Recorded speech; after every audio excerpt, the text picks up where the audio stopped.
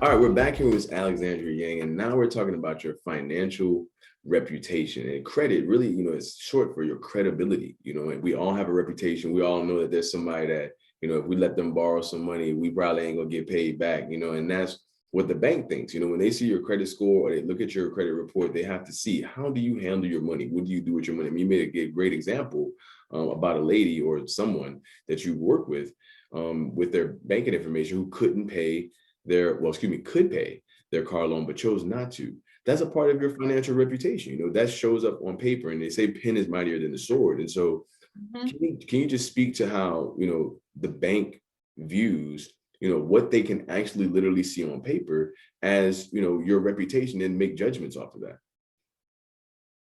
It's real interesting for some people, and like I know it is like it's person by person, case by case scenario. Everyone isn't the cookie cutter same. So 1620 here might not be the same with that 720 over here, or Right. per se this perfect. Well, let's get to the 800 range compared to what this 615 range is. It just varies for each person. I had one recently, and it was kind of interesting, and she's like, I always call her like our little grandma. She works at the grocery store and helped her get a new car. It was a truck, honestly, like a year ago, right before the pandemic started. So it was March, April. So like, let's say February-ish, I helped her get approved for a new truck. Recently, in the past 2 months, she came to me and she's like, hey, I was late on my car note. This is my first time ever being late since I got in the car. We all know she worked at the grocery store. We'll see her at the grocery store and speak and everything. And so, she may not had the best credit score. I think it was like in a 600 range, but it was her first time being late. And so I did get with my person of lending. And I was like, let's take care of this late fee for her. She was like, is it possibly I don't have to have this late fee on my account because this is my first time ever having this loan and being late. It's a pandemic. It's a lot going on. I understood, she started explaining somebody was sick or something happened with the grandbaby or XYZ. And so I said, yeah, sure, I don't mind. Let's see what we can do. And we got her to, because of this is her first time being late, and we didn't want it to go on a credit bureau and on her credit report that she was late. We had it erased, and it wasn't within the time. She made sure to come early enough. It was before that it ended up being reported to the credit bureau. Mm. So when things are late, you do have to, like, let's say if you ask the company to reverse that or to take it off of your credit report, it takes time and it's paperwork, and it's nothing that's going to happen like instant overnight. It ain't none of that.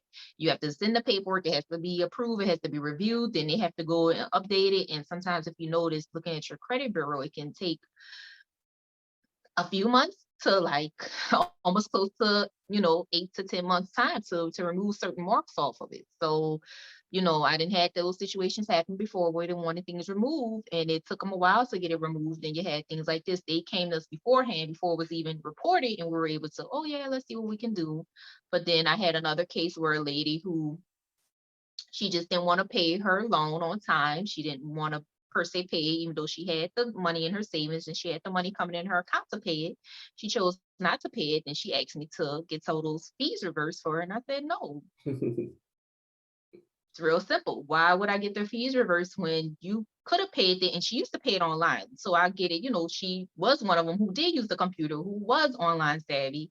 You had the app. You could have just transferred over, paid your loan.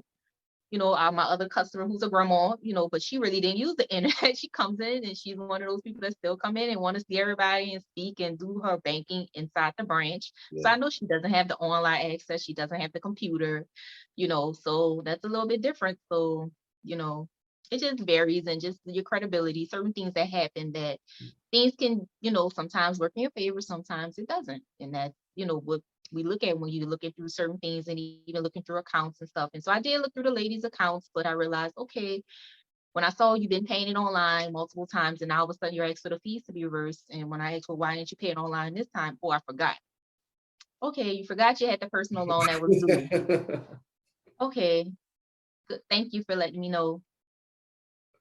I mean, like you said, it's your reputation. And I think I really thank you for bringing up a good example. I think a lot of times when I explain it, I always bring up the negative consequences, but you being on the inside, you do have a power that I couldn't even imagine, which is to be able to actually take someone into consideration and help them in a positive way.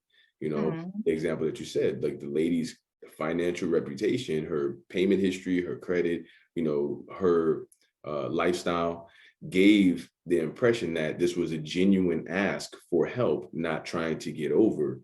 and Right. we're able to, help her, and it worked in a good way. And it wasn't just you know, a deal, and her reputation was there to help her. And like you said, on the other hand, someone who clearly showed the ability to do what they were supposed to do, and then this time just decided not to do it, and then was looking to kind of get over.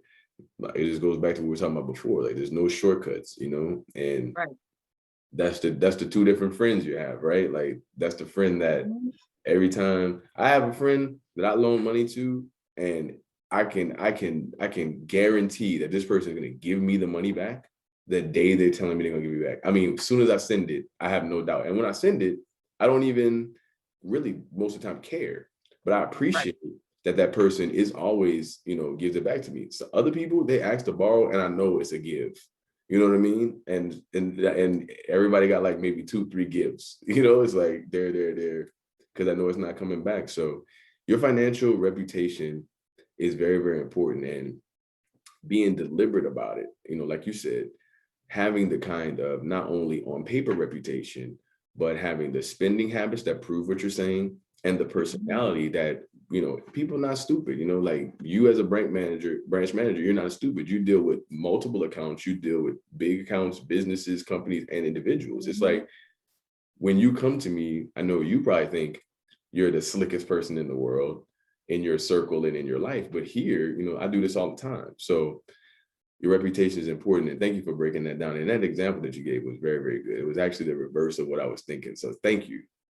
You're welcome. It's interesting the things that happen and things that I see. And like I say, I help when I can, other times not so much. And one thing for me being in banking so long, not everyone will do it in banking. I have had situations, my own personal situations where I asked and they told me no. And because of me and knowing my abilities and me knowing the way it works, I'm like, you know what, on that note, let me talk to your manager because I'm very aware of this situation and this is not going to fly for me. But Yeah, because I have that, I don't want to say capability, but because I knew of my particular situation in that moment that this no wasn't a no. It was a yes, but you just want to say no to me because you assumed I didn't have that ability to be like, no, it's a yes, but you're gonna tell me no because you assume looking at me, looking at everything that I'm just gonna say, okay, yes, no, it's fine, no, it's not fine. And then when I got the final approval and got my yes, I said, okay, thank you for your time. Here you go. Thank you. Have a good day. I mean, sometimes that's how you have to be, and that's why reputation matters. Yep, and just having that knowledge too, because I know even at a younger age, with me having certain knowledge and me knowing that, oh, sometimes you can ask a manager, sometimes you can go above that person's head. And not going to say it always works for you, but because you are able to do it, it doesn't mean it will be a definite yes, but at least you know you have that ability to ask someone else. So everyone, like how everybody say, oh, customer service, I need customer service, I need to talk to a representative, this and that, oh, let me talk to your manager. Sometimes in financial situations as well, it's not always you dealing with this particular person.